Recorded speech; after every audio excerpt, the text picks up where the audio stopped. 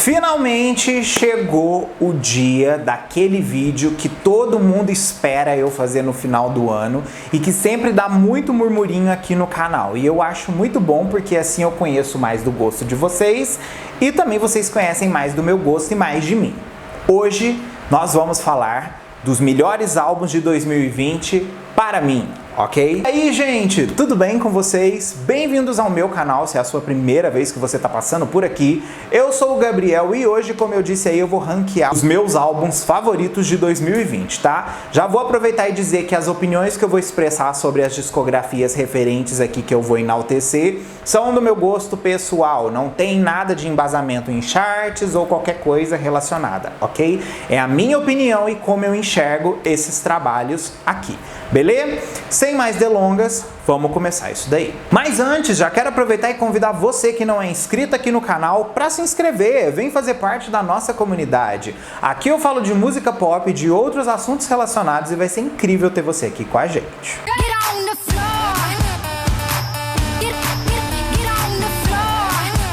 Começando aí, gente, vamos de Ungodly Hour da Chloe e da Hailey, que me surpreendeu bastante. Eu amei conhecer mais do trabalho dessas meninas, mais da intimidade delas e admirar o talento delas foi uma coisa muito boa. Por mais que tenha algumas músicas ali que eu acabo passando exatamente pelo gênero musical hip hop-ish de charts, que é uma coisa que eu não curto tanto, eu enalteço algumas músicas dentro do álbum, como a própria faixa título, que eu acho que é uma aparição, né? O Disclosure, que fez a música, mantém aquela produção musical hiper caricata deles e acaba que passa uma energia diferente para todo aquele trabalho. As meninas também promoveram o álbum de uma forma que me chamou muito a atenção e por causa, eu acredito, da promoção que elas fizeram bem extensiva mesmo do álbum, eu pude aproveitar mais o material. Então assim, Ungodly Hour aí na minha listinha. Em seguida, o Folklore da Taylor Swift. Esse definitivamente foi um daqueles álbuns que me surpreendeu. E detalhe, eu gostei mais dele do que do Evermore. Real. O Folklore é uma coisa que eu não esperava ouvir da Taylor, nem no aspecto musical, quanto também no aspecto do momento que ele veio. Eu não esperava ver a Taylor cantando aquelas músicas ali, narrando as coisas daquele jeito. Então assim, eu tive um impacto bem profundo com aquele álbum. Mirror Ball segue sendo a minha música favorita do Folklore. E eu fico muito feliz mesmo da Taylor estar experimentando essa nova direção, até também para poder educar o público dela. Porque o público dela, que é acostumado com músicas de rádio, tem a oportunidade de conhecer mais a intimidade e o espírito de artista dela. E são poucos artistas que fazem essa coisa de produzir realmente um disco com espírito, né? E a Taylor ali, ela produz um disco com espírito. Ela conta algumas histórias que são dela, ela bota umas coisas mais utópicas. Acho que preenche muito bem ali o requisito de qualidade musical e qualidade de narrativa. Em seguida aí, um super esquecido esse ano pela maioria do público pop, o álbum título da Melanie C, o Melanie C. Esse álbum eu curti muito porque ele é super diferente de tudo que ela já tinha feito. Antes, as pegadas dos outros trabalhos dela, por mais que tinham essa cara mais pop, eles ainda assim eram músicas muito baseadas no que tocava lá no Reino Unido. Esse álbum dela, ele veio muito mais americanizado e eu amei todas as músicas. É muito difícil, gente, nos dias atuais a gente ouvir um álbum do começo ao fim que a gente goste de todas as músicas. E esse da Melanie definitivamente foi um álbum que eu ouvi do começo ao fim e que eu gostei de todas as músicas. E eu fico muito feliz dela ainda estar ativa no mercado e produzindo materiais, mesmo depois daquela grande turnê com as Spice, porque literalmente ela percebeu que o público dela gosta de uma música com um it factor mais dance e foi bom ver ela provando isso, que ela se importa com esse tipo de opinião do público. Acima da Melanie aí, o Smile da Katy Perry. Esse daí a gente sabe qual foi a recepção aí do ano, né, gente? Foi dureza, teve muita crítica, o povo detonou o álbum, colocaram ele como um dos piores do ano, mas eu realmente acho que é um álbum mara, divertido, alegre, ele tem mensagens assim sobre saúde mental que é muito legal da gente discutir, ele fala da jornada pessoal da Katy Perry e ao mesmo tempo ele traz de volta aquela sensação nostálgica que a Katy Perry dava pra gente quando a gente ouvia o Prism e o Teenage Dream, né? E eu acho que no fundo era o que os fãs da Katy Perry de verdade queriam. Porque muito fã fica esperando aquela coisa de fazer música pro chart. Se a Katy Perry fosse fazer música pro chart, ela jamais teria feito um disco como Smile, porque ela fez um disco totalmente na vibe do que ela fazia antes. E eu enalteço demais Never Really Over, Crying About It Later. A música título do álbum é a minha música favorita, né? A Smile, Yeah, I'm Faithful, Scratch That, Baby, I'm Grateful. Aquilo ali foi feito pra mim. Tá? E desde o primeiro dia que eu ouvi, eu não consegui tirar essa música da cabeça. Além de outras canções foda no álbum, né? Uma, por exemplo, que eu ouvia pouco, que era Resilient, eu comecei a admirar muito mais com o passar do tempo. Only Love. Então, assim, a Katy, ela realmente entregou um álbum que é muito ela, e é muito triste ver que as pessoas não deram valor merecido no Smile. Acima do Smile aí, o disco da Kylie Minogue. Esse é recente. Teve, assim, os seus pontos positivos, as pessoas que enalteceram, algumas que falaram, a Kylie tá tentando ser a Dua Lipa. E é triste ver isso, porque o pessoal não conhece quem a Kylie é de verdade. Aquele álbum é o mais autêntico Kylie possível que ela já fez, desde, eu acredito, do Aphrodite. Porque ela passou por muita coisa diferente musicalmente, ela experimentou umas bombas na vida dela, que foi o Kiss Me Once, que a gente não precisa falar. E ver ela trazendo disco agora foi muito bom de ver ela recuperando a raiz do que ela é como artista. E agora nesse momento de pandemia e tendência musical ao mesmo tempo que a gente está vivendo, eu acho que o álbum me impactou muito mais. Então eu ouvi o álbum muito, eu entrei de cabeça no universo da Kylie, eu abracei esse projeto assim com meu coração aberto e a minha expectativa foi totalmente preenchida. Então assim, Kylie segue sendo uma das melhores para fazer música disco ever. Acima do disco aí, um álbum que eu não esperava que eu fosse ter tanto apreço e muito menos que eu ia botar essas artistas aqui no meu topo, né? É o Blackpink com The Album, né? As meninas, assim, eu conheci elas esse ano, eu não tinha contato com a arte e o trabalho musical delas, e conhecer o trabalho delas foi muito gratificante, porque eu tive a oportunidade de ver muito mais do que somente o Girls' Generation que eu era acostumado a minha vida toda. E o Blackpink me impressionou demais. Primeiro porque as meninas são muito carismáticas, as músicas são muito boas, tem algumas coisas que eu não entendo, sabe? Look up in the sky, it's a bird, it's a plane. Que eu não sei o que foi esse delírio, mas mesmo assim eu amo e eu fiquei cadelíssima. O pessoal depois me explicou que eu gostei mais da parte black do que do pink do álbum, mas mesmo assim, só teve uma música no álbum que eu tiraria, que eu achei terrível, que é a Ice Cream com a Selena Gomez. De resto, o álbum é um samba. Um samba, uma pena que ele só tenha 8 faixas, tá? Então assim, Blackpink pra mim tem muito futuro na minha vida, principalmente depois do The Album. E aí do The Album, o Heaven and Hell da Ava Max, um dos álbuns que eu mais esperei também esse ano, depois de todo o movimento que aconteceu na carreira da Ava Max, do lançamento dela, da imagem dela, dos clipes icônicos que ela entregou pra gente. Ela entregava esses clipes aí há quanto tempo, gente? A Ava Max tá aí rodando no mercado desde o final de 2018 e só em 2020 ela conseguiu entregar pra gente um body of work completo. E a Ava, gente, ela é uma artista que, tipo assim, ela preenche mais os meus requisitos de absorver música pop de qualidade e não exatamente ficar pensando naquela coisa, o que ela quer dizer aqui, por que ela escreveu essa letra assim, igual, por exemplo, eu sinto vendo a Taylor, que eu preciso saber o que ela escreveu. A Ava não, ela brinca mais mesmo com simplesmente aquela coisa da música pop dançante pra gente poder curtir a qualquer momento. E o álbum inteiro é incrível.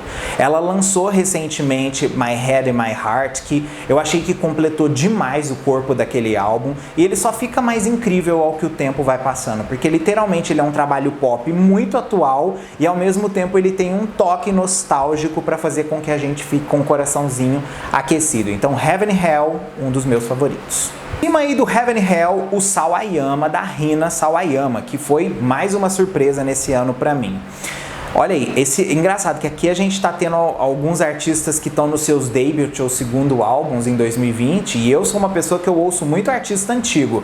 E a Rina, ela me fascinou. Primeiro por causa daquele som daquele álbum. Pelo amor de Deus. Ela tem uma coisa japonesa na música dela e ela mistura com alguma coisa do Reino Unido e ela bota a personalidade dela, ela bota a PC Music, ela enfia Pablo Vittar, ela faz um monte de coisa que vira uma sopa criativa que você imerge naquilo ali que você não volta.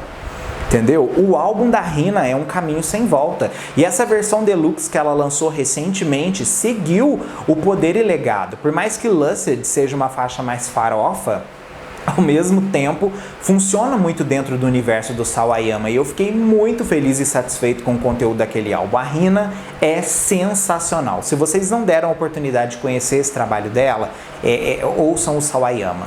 Seguindo aí o What's Your Pleasure da Jessie Ware, mais um daqueles álbuns com influência disco que arrancaram minha atenção esse ano.